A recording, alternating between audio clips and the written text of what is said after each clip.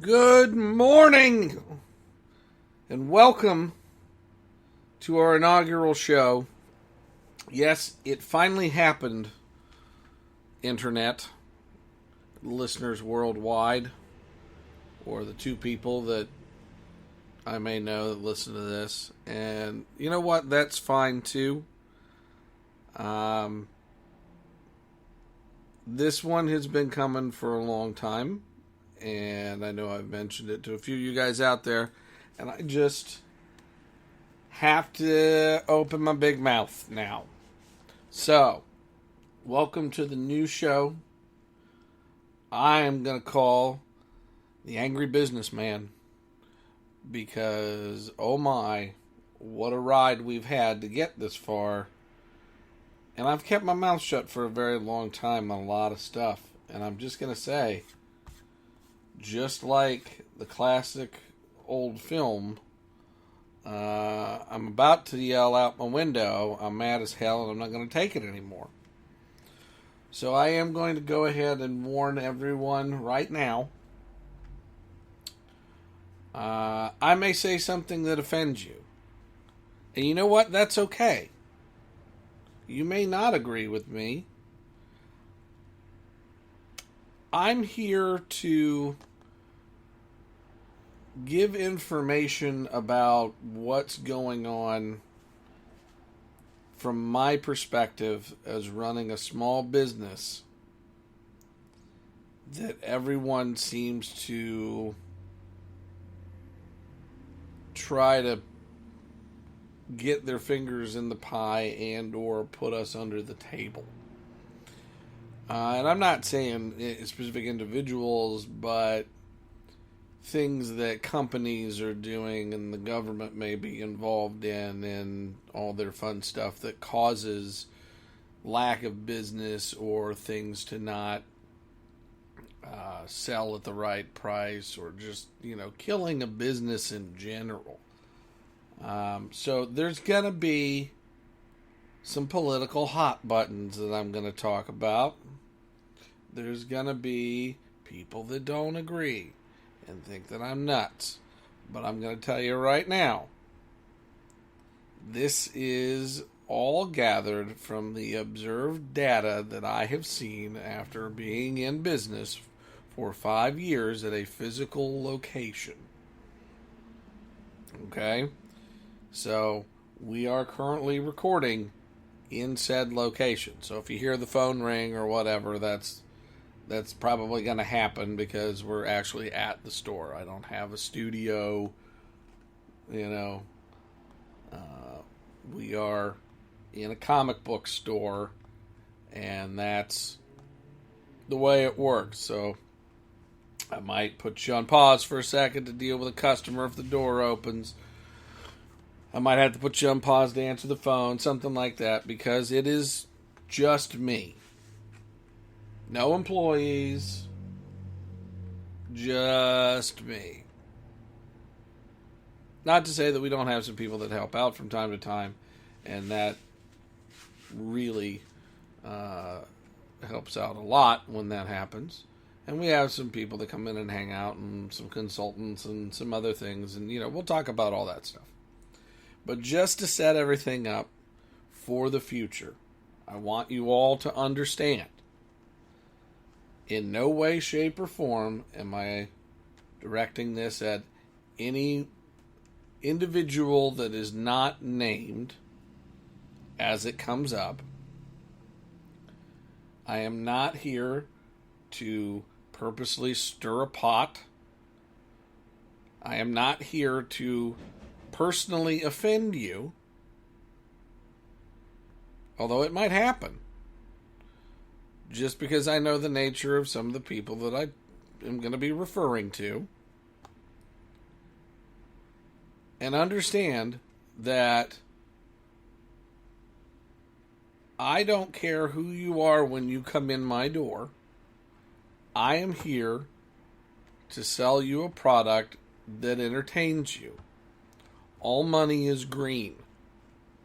I don't care what your background is.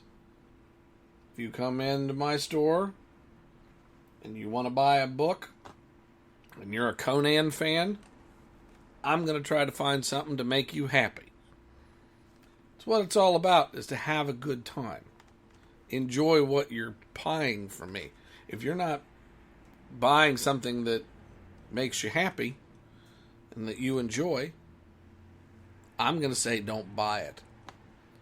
If it's something that offends you, don't buy it.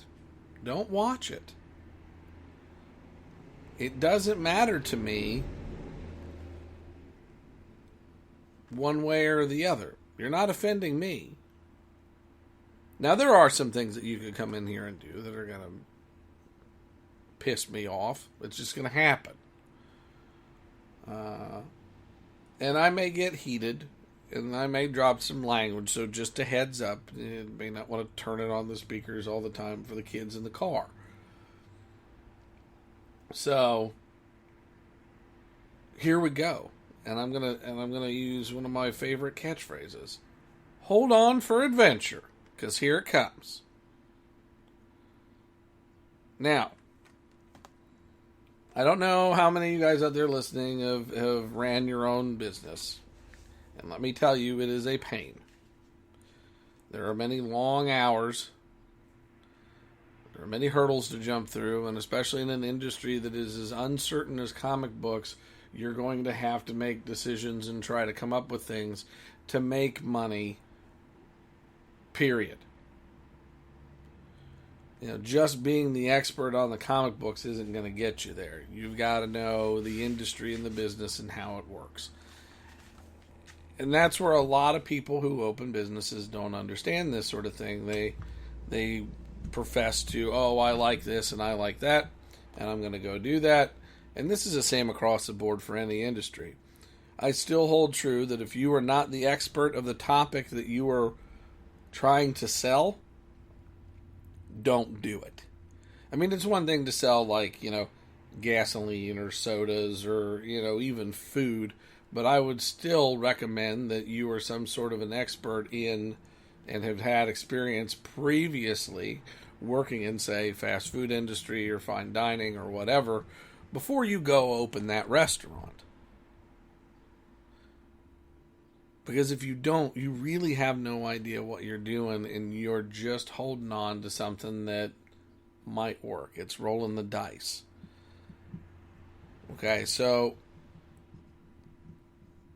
in my eye, if you want to be successful in your own business and running your own business, you need several things. One, you need to be the expert of the content that you are involving yourself in. First and foremost. You also have to know how to deal with people and interact with people. Because inevitably, the people coming through your door will not know how to interact with other people. It's just going to happen. You're going to have several. They're going to come in. They're going to be weird, awkward. They're going to insult you. They're going to come in and say something ridiculous. You're going to have to know how to deal with that. Especially if you're in an industry where somebody wants to sell you something so you can resell it later. That's a whole hot button that we'll go through at some point, I'm sure.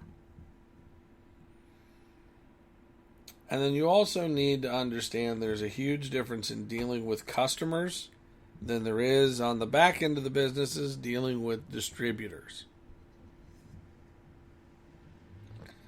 Distributors are a beast inside of themselves, and I'm going to tell you right now, I have never been more frustrated in my life than dealing with distributors than anything else. Particularly, Diamond Comics has been the most frustrating place to deal with whatsoever. I understand partially why they're frustrating to deal with is because they don't manage their money efficiently enough to be able to set up a new business or a small business to be successful. All they're cared about is getting their check at the door and going from there. Their packaging has been terrible for the last 5 years, and before that, when some of the shops that I'd worked in before, there's always damages. I don't report them half the time because it doesn't matter. their shipping policies are enough to break the bank on its own. If you have a problem with something and they send you a replacement copy, you will pay shipping on it. There's no, I'm sorry we messed it up, we'll cover it this time. No, they are always charging shipping no matter what, and it's a racket, and they are making money off of the shipping.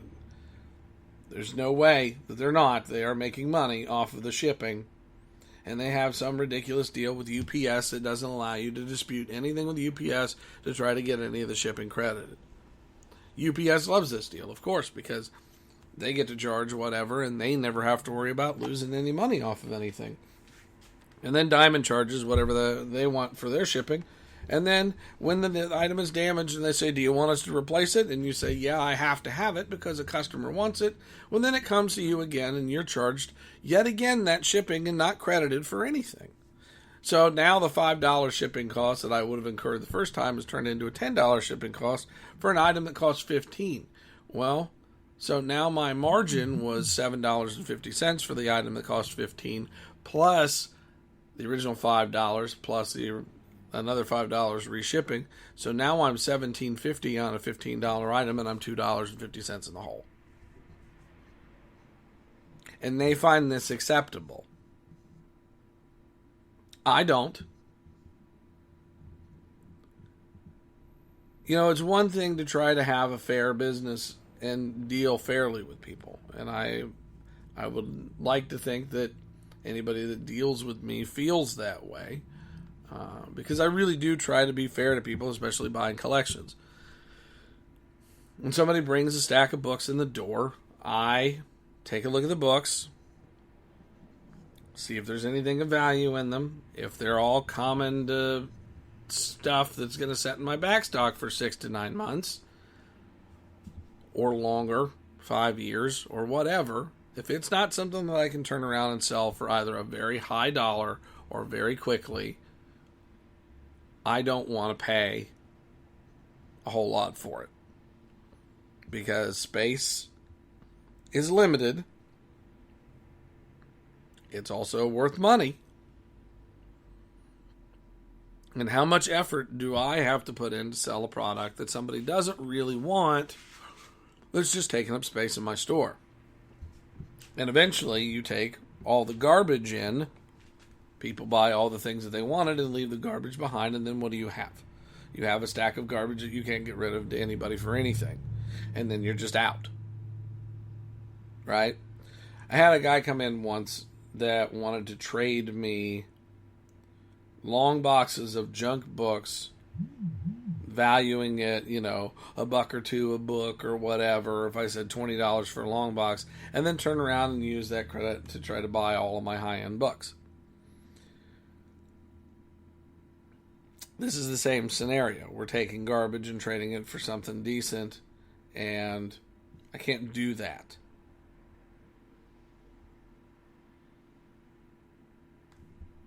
I mean, nobody would do that, right? But you get offended because I don't want to do that. So then you think I'm some kind of a ripoff and decide not to come back and run your mouth and all that fun stuff. And, because this has happened. This has happened more than once. Just because you value your items more than what they're worth is not my problem. And I'm not trying to be callous about it. And you're going to hear this come up a lot. This is not my problem.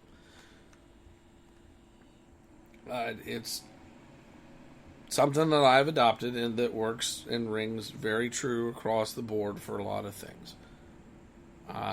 If it is not my problem, I'm going to tell you, this is not my problem, this is your problem. And if you come in here and you try to sell me garbage, something that is worth the next to nothing, if not nothing, don't get offended when I don't want it. I'm not being mean to you. I'm not belittling you. I'm not talking down to you. In fact, said case in point, so here's a guy that comes into the store. He brings me a book that was a Catwoman number 14 from the 1990s. He calls beforehand and he says, "Hey, I found these comics. I thought you might want to take a look and buy them." And I said, "Great, bring them in. I'd love to look at them." And then he says, "Okay, I looked this up on the internet, so, I know how much it is." And I was like, "Okay, well, the internet, okay, whatever. It's subjective. It might be a thing. It might not be a thing." I said, "I don't know. I will have to look at it. Condition's going to matter. Not only does condition matter, but what the book is." And I said, "We can ask whatever you want on eBay, and that's fine. But we'll take a look at it. We'll look it up in the book. We'll take a look at the pricing online. We'll take a look and see what the book is. Just bring it on in."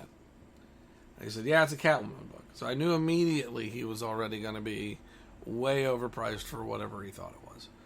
Because there isn't a Catwoman book out there that's hundreds of dollars. Just a Catwoman title. Catwoman's first appearance is obviously hundreds of dollars, if not thousands of dollars. But a specific Catwoman, no. And then he says, I said, "Yeah, just stop in, when you're over on South Side of the town, and, we'll take a look." And he says, "I'll be over later. I'm riding my bicycle." I said, "Okay." So, in the town that the store is located is not a town that is full of bicycle enthusiasts. Okay? The individuals that ride the bicycles around here that are not children, if they're riding a bicycle because they're a bicycle enthusiast, they are not riding up and down the main streets that are quite busy. They'll go to the city park and some of the back streets, and they'll do their biking and all that there. Or when there's a bike race, they block off the streets and they let them go to town that way. The individuals that ride the bikes in this town tend to be, not always, but tend to be the individuals that like to pilfer things from people's yards and outside, and also other nefarious individuals that may have stolen some items and or have substance abuse problems. Now, some of you people out there are going to be like, "Oh, listen to him talk bad about these people that don't do whatever and blah, blah, blah." Come to this town, sit for 5 minutes, and watch these people. We see them every day. I observe the same behavior every day. I know people that live just down the street from several. There are houses that house the individuals that pack them in, and they leave with nothing and come back with tons of things thrown in the house. It's all the same type of stuff. So, again, get offended if you want, whatever. Actual observations of the area. So, individual rides over on his bicycle. Comes in, slaps the books down on the counter. I said, "Okay, well, let me take a look at them." So, there were 9 books in total, and they had been packaged in 3s. These had been bought from Ollie's discount store down the street. He had paid $2 to $3 a pack for each of the books. 2 of the packs had the exact same books in them. The Catwoman book in question looked like somebody had sat on it before it got here. Color breaks, wrinkles, everything. Okay? So I said, this is a book that is not in perfect shape. It is from the 90s. And I opened up the price guide and said, if this book was in perfect shape, it would be $3. In its current shape, it's about 80 cents, according to this price guide. He didn't say a whole lot. I said, I'm not really interested in this one. It's not the condition that I'm interested in. And the other Ollie's packs, I said I'm not interested in those. I mean, I've got plenty of this stuff. I said, and then I gave the standard spiel that I give to everybody that brings me books, especially the stuff that people think are money that aren't money. And I said, if you find some books that are 10, 12, 15 cent, up to about 35-cent books, anything prior to 1975, you might have found something that'll be worth a couple of bucks, and we'll take a look at it. And if it's worth money, we'll be happy to pay you for it. But shape is going to be 100% everything, and so is the age and the rarity. Individual gets his books and starts to walk out the door and says something along the lines of, I knew I shouldn't come over here. I knew you were going to be a ripoff, or someone told me that you were a ripoff, or whatever. And walks out my door. I had had enough of this garbage at that point. I went out of my way to help this guy to try to explain to him what would have value and what didn't. There was no negative interaction until this point. At this point, I then walk out the door and say, I'm not sure what you're looking for, man. I've been doing this for a long time, and if your books were worth anything, I'd be willing to pay you for them. But they're not. I can't make money off of them. I'm not sure what you think you have. Well, he gets on his bicycle and he starts pedaling off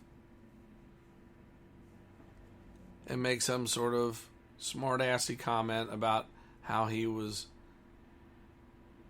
could take me out in a fight or something like that. So then I yell, as he's pedaling away, well, why don't you turn your bicycle around and I'll be happy to pound you into the pavement. And then the officers... There's the phone. Hold, please. See, the phone rings, and that happens to be about a collection, which is kind of funny. That's what we're talking about. But anyway, so this guy smarts off about wanting to get into it, and I told him I'd beat him in the pavement and leave his corpse for the cops. And he comes and turns around and says, what'd you say? And I yelled louder the exact same phrase, and then he decides that since the 5-0 were mentioned, he decided to turn his little bike around and pedal across the street because he didn't want to deal with that. Look, don't think you're going to come in here and intimidate a business owner. It's not going to happen. You want to come in and you want to say crazy, ridiculous things to people, go right ahead. But don't expect us to back down and be little me about it. It's not going to happen. There are a lot of people who think that they can get around by bullying people and saying what they want to say and doing whatever. Look, I'm not going to put up with it. Don't come into my house, i.e. store, and tell me how you're going to treat me. It's not going to work. If I don't like it, you're gone. I've never thrown anyone out. So I put up with a lot of crap, and I'm not going to do that. You threaten anybody in my store, you threaten any person in my store, you're not going to be here, and we're not keeping you around. Sorry about your luck. We'll have you hauled off. I don't care. If you want to scuffle before that, that's perfectly fine. I've got plenty of security cameras to show that you're an idiot and deserved what you got. That's the way it works. Sorry. Not sorry. Sound Canadian there for a second. Sorry.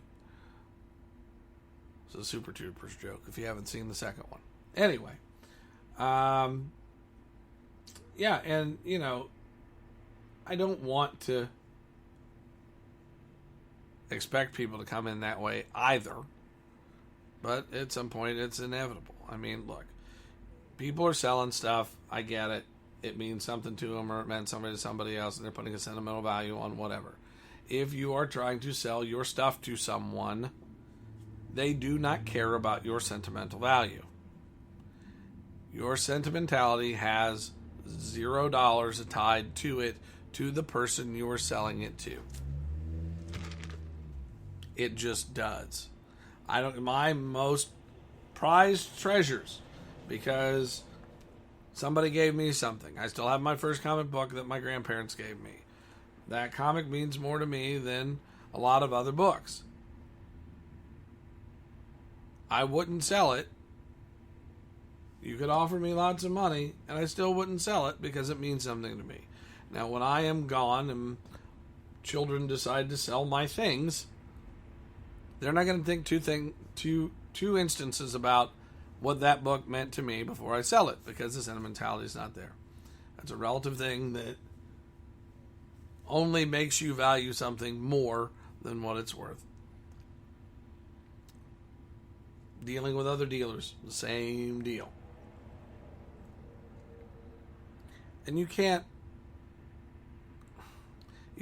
also have a sense of, well, I shouldn't sell this to somebody, or I don't want to sell this to somebody because I think they're going to turn around and sell it to somebody and get more money out of it than I do.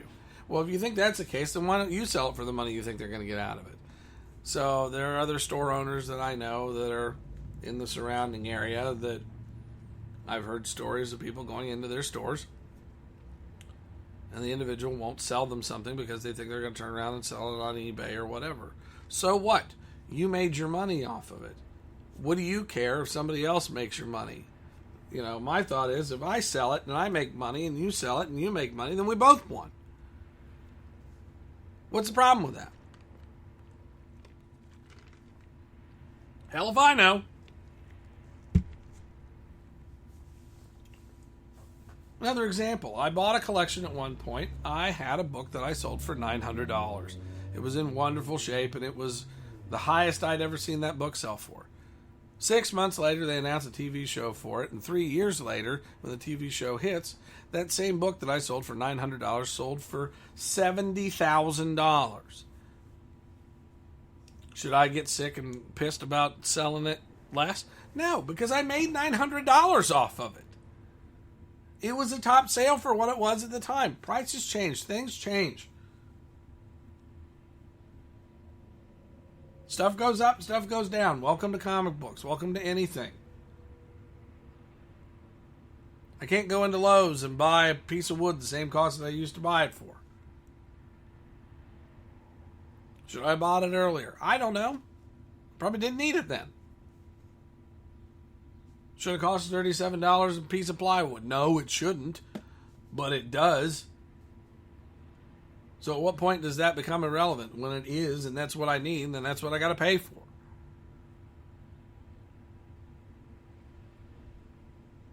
What I think should and should not be isn't always the case. It just is. I get this is a lot of a show about me saying that things should be the way that they are and shouldn't be. But again, things just are. I guess I'm just complaining. I don't know. Why are you even listening to this? So, industry-wise, overall sales have been dropping. And I mean dropping since, say, January. So let's go January.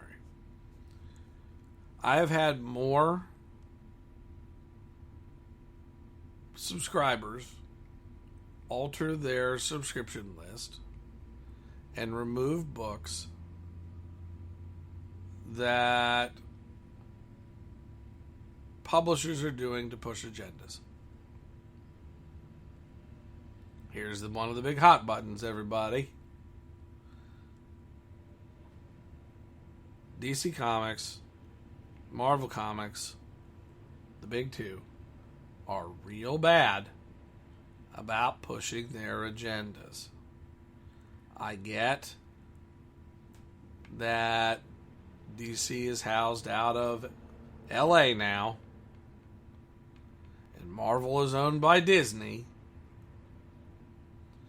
So everything that every one of these companies has to do now to get a pat on the back has to have your woke points in it.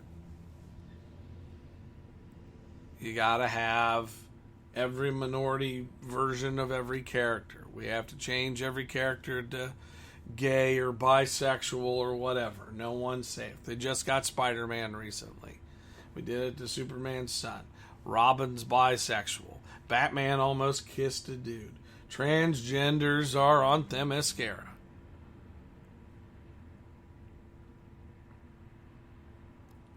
You are killing your sales across the board. I now order significantly less from both companies than what I have in the past because you are killing your sales. Comic books are supposed to be fun and exciting, escape from reality. I do not want to pick up a book, and it's not, I know when I say I don't want to, but my customers do not want to pick up a book, open it up, and see what's in the news and what's being thrust in your face everywhere else across the board in the real world written in their comic books. Batman used to get in a car and go to space. Something I couldn't do. Come on, Robin, we're going to space today. Hold on, Alfred. We don't do that anymore. Instead, we decided to do multiple story arcs that cross into 37 different titles to make people try to buy a book that has elevated the cost up to almost $5 a book to try to make you buy every book that's coming out just to have any idea what's going on. And then it's something stupid that's either been rehashed 6 or 7 times before, or the new angle is he's gay, he's fighting climate change, literally a villain called Climate Change. This is ridiculous. You are killing the industry, you are killing the properties, and you are spitting on the legacy of everything that these characters had ever stood for, and all the creators that went into putting everything that they had into making these characters. You want to make up your brand new woke dudes, then go right ahead. But stop changing the stuff that we have. And don't give me this garbage about comic books have always dealt with social issues. Yes, they have. They deal with social issues. They don't deal with political issues.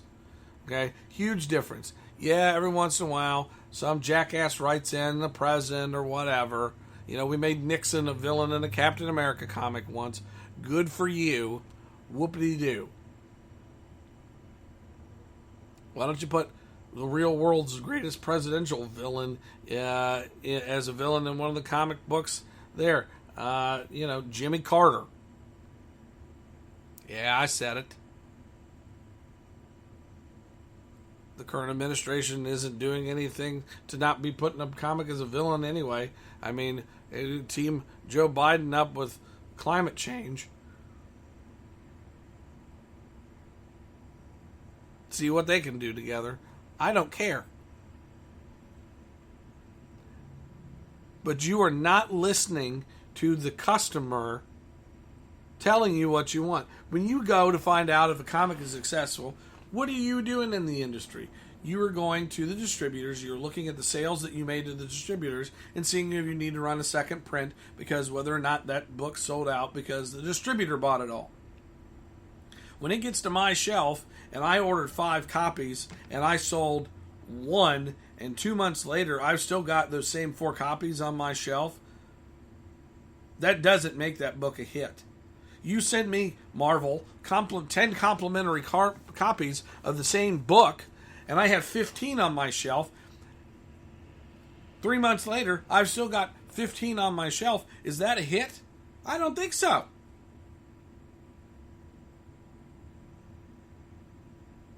This is not the way things work that it's being a hit. You're hiding behind, well, I sold it to the distributor, so people must want it. No. The distributor has them on hand for multiple reasons. 1, primarily to order. 2, to replace any damages that they may have, because Lord knows they cause them left and right. Diamond. I had an entire shipment box damaged from Penguin. Luckily, they're new enough to the game that they're worried about what the customer thinks, so they're actually, crediting and replacing that stuff, which is nice. And Lunar does a great job of doing replacement credits too. They're real slick about it. So I've got to give the two new guys props here, Lunar and Penguin Random House. You guys do a great job doing what you do to get the shops the books. At least my shop. Your packaging is great. Your customer service guys are Johnny on the spot. I have a rep at Penguin. I think her name's Melissa, that anytime I have any issues with a bill or anything, she jumps right on it and it's super quick. Diamond credit rep that I've been dealing with for 5 years has still not emailed me back in the last year and a half about setting up terms for the company so I don't have to write them a check at the door, that I can pay them a week after I get the books. Like every other normal company in the world, I have credit terms with Lunar. I got them with Penguin Random House. Diamond, I got nothing. I've been with them for 5 years, paying them a check at the door for 5 years. Nothing. Won't even bother returning a phone call or an email. Paula Simmons. You don't care. You suck at your job. I get it. You're a trash rep. I understand why you're not doing anything, because you are lazy and or incompetent. I requested terms multiple times over 5 years, and the last time that I heard anything from you, and I've sent you almost an email a month since, has been something like a year and a half, maybe even closer to 2 years. I've lost count. The first time I talked to the Penguin rep, I said, hey, is there any way I can get terms? They said, sure, here's 60 days. They didn't even question it. Here you go. Something to help out a business, make money. We're in it together. Diamond's policy, screw you, give me money. That's the way it works. That's the way I see it. Because that's the way it's been happening. I mean, you can tell me it's not true. You can tell me it's true. It doesn't matter, because this is the evidence that I have based on the interactions I've had with you. Specifically you, Paula Simmons.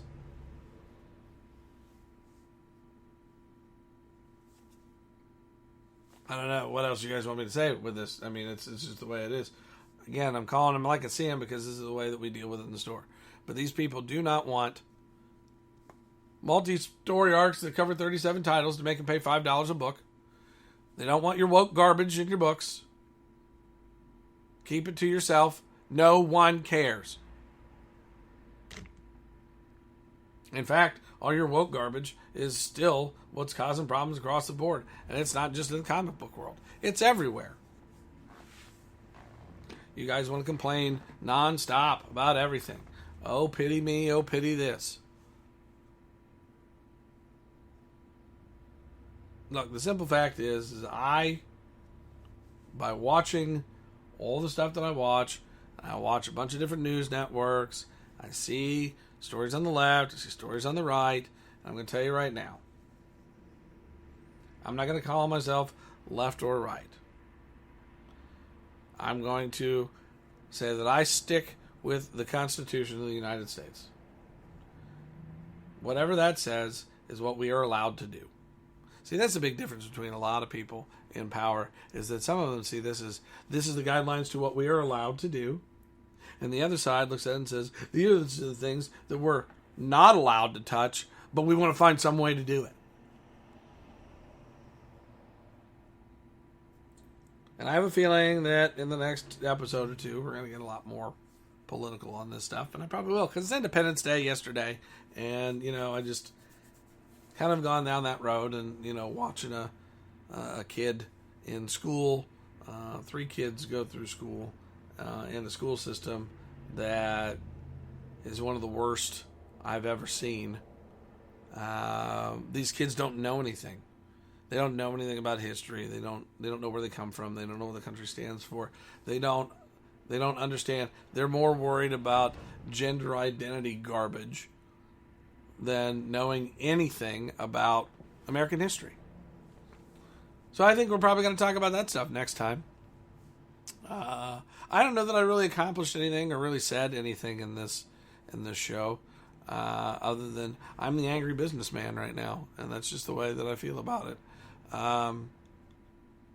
So if you guys want to hear me complain some more or chat about whatever, you just let me know.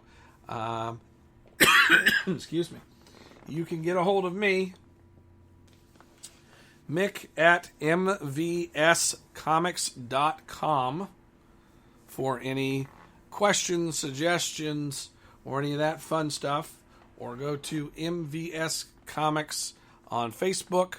It'll be Multiverse Comics. You can drop me a message there at the store, and I'll be happy to deal with any questions, comments, snide remarks, or whatever you want to do. Especially if you would like to be on the show and chat with me about anything, whether you hate me or love me. I am happy to talk to you, and we'll talk about whatever, and we'll go back and forth. And look, I'm not going to say that I'm always right on anything, because as a married man of almost 12 years, I've kind of figured out that I'm probably wrong in a lot of stuff, but what I'm telling you guys in these shows are mainly observations of what I'm seeing and what I'm hearing from customers. So, and that's not me trying to hide behind anything. I'm just trying to state facts to you as clearly as I can. And,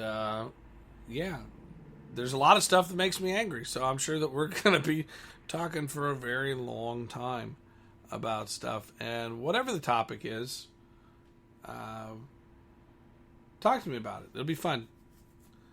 I like good old-fashioned debates about stuff, we'll see what happens. I'm not going to limit the content. Let me put it that way. We're just going to call this one The Angry Businessman and go from there. And hopefully somebody will listen and maybe give some feedback. And like I said, if you want to be on here, I can be more than happy to Skype you in. We'll record that way. And be ready, Rumble, because we're coming to you for the video stuff once I get my comic book room set up to take video, and then we'll just record these audios and the video version all at the same time, and go from there. But yeah, that'll be done out of my house as opposed to the store, and then I'll probably do those in the morning before the store opens. So feel free to contact me on Facebook, Multiverse Comics, mvscomics.com, Mick at mvscomics.com for any questions. And the store is 304-893-9082 if you would like to call the store and have a chat as well. We are noon to 7, Tuesday through Sunday. I am here Tuesday through Saturday. And thanks for listening, everybody. We'll talk to you next time.